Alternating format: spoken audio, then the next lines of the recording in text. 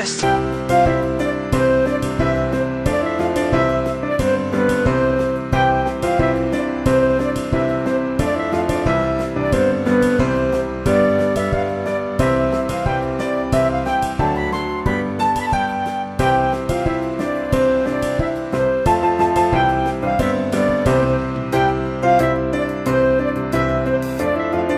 I don't believe in like green capitalism. You know, capitalism isn't going to solve anything, even if it's green. Capitalism's bad either way. Anything capitalism.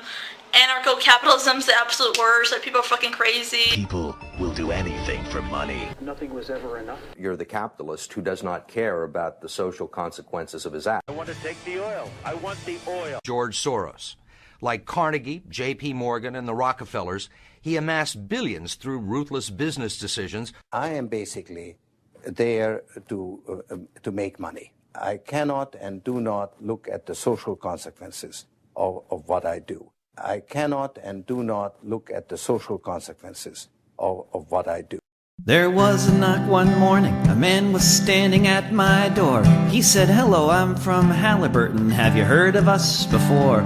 We'd like to lease your backyard to drill for natural gas. It's called hydraulic fracturing, and it is the very pass for a clean energy future above the Marcellus stone. Plus we'll give you lots of money and a new mobile phone." I said, "You are a corporate crook. I don't believe the things you tell, and you can drive right off my property and then go straight to hell. No fracking way. No fracking way. I don't trust corporate salesmen, whatever they may say. No fracking way."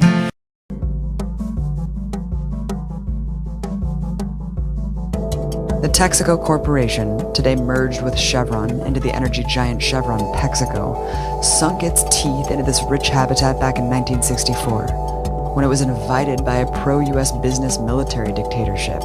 The same year, the regime suspended Ecuador's elections. During its drilling there, until it left in 1992, Texaco dumped a shocking 17 million gallons of crude oil into the open, festering pits in the rainforest. But the pollution went much further.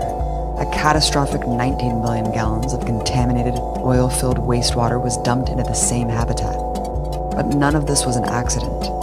Texaco intentionally poured this oil into the Amazon by using cheap, profit-maximizing techniques so destructive that they were banned in Texaco's home country of the United States. At one point, Chevron was deliberately pumping an estimated 4 million gallons of toxic waste every day into the soil. Over 5 million acres of once pristine jungle were polluted, devastating an untold amount of living things and potential for new life. To compare Chevron Texaco's damage to the next biggest oil spills that have rocked the planet, the Exxon Valdez spill was far less, with 11 million gallons of crude oil spilled. Including the oil waste, Texaco is responsible for dumping 1,700 times more toxic fluid. The scale is comparable to the BP disaster, the biggest accidental oil spill in history. No fracking way, no fracking way. My neighbor was out of work and things were looking grim, so when the fracking guy came knocking, And because Nestle owns this land, the company can take as much water as it wants for a $200 a year permit fee, if there's no harm to the environment. But locals here say the damage is clear. Well, this is supposed to be the headwaters of Chippewa Creek. Where it starts. Where this creek begins. According to Nestle, there should be water here. Don't see much. Why are you opposed to what Nestle's doing here? Well, we're opposed to bottled water, and we're opposed to privatizing water. They're taking the water, putting it in plastic bottles, selling it outside of the watershed, and making a huge profit off of water that doesn't belong to them. The water belongs to the people. Locals we spoke to accuse Nestle of trying to cover up traces of environmental damage by offering to replace local infrastructure, like this culvert, where water markings show how levels have dropped significantly over time. So the water used to be up that high, now it's this low? 2 feet higher. Okay. Which would have placed it up above the stones here.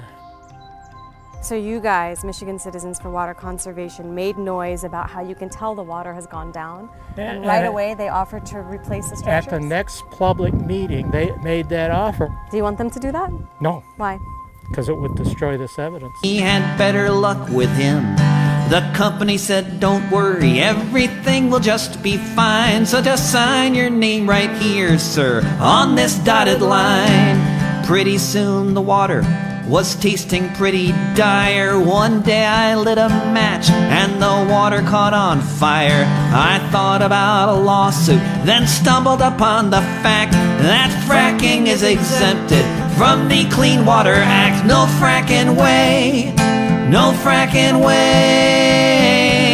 This how democracy works here in the USA. No fracking way, no fracking way, no fracking way. As if the situation weren't sufficiently unattractive, we tested the water and found it was radioactive. Now my property is worthless and there's a tumor in my brain. Half of my neighbors are sick, the rest are just in pain. Maybe I should take the money, move off to live somewhere, but all the places I look at, they're fracking there. Our choices now are simple: lose that which we hold dear, or communicate the message in a way that's unstoppably clear. No fracking way,